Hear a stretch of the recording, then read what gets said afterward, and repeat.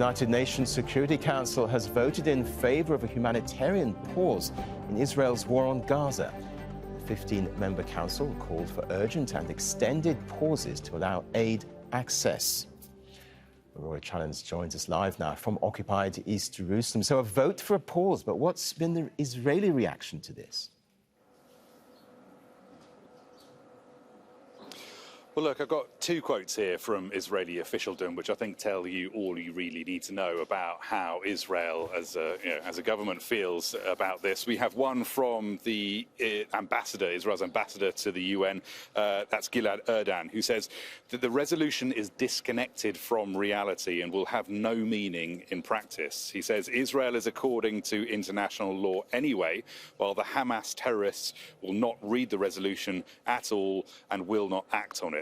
Now, the Ministry of Foreign Affairs says that there is no room for prolonged humanitarian truces as long as 239 abductees are in the hands of Hamas terrorists. We expect the Security Council to unequivocally condemn Hamas and address the need to create a different security reality in Gaza. So clearly, the Israelis are not going to abide by this UN Security Council resolution. They feel that it will hand the initiative to Hamas, and that the resolution is lopsided anyway and doesn't address the things that Israel wants to see addressed.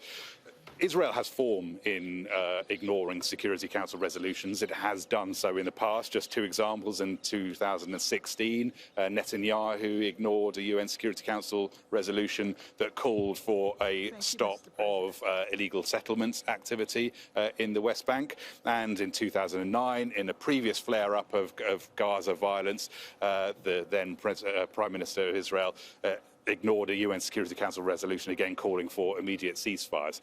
What's notable about this Security Council resolution is the lack of vetoes. There were no vetoes from the permanent members, no veto from the United States, no veto from the UK, no veto from Russia. They all abstained. So this resolution passed through, and that essentially means that the US allowed it to pass through. It didn't scupper it, it didn't sabotage it.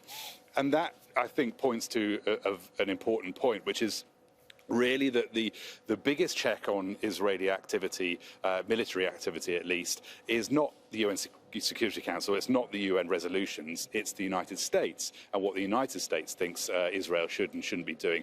And that's what we should really be looking for, I think, next, is how much pressure the US is putting on Israel to dial things down. Rory, thanks very much for that.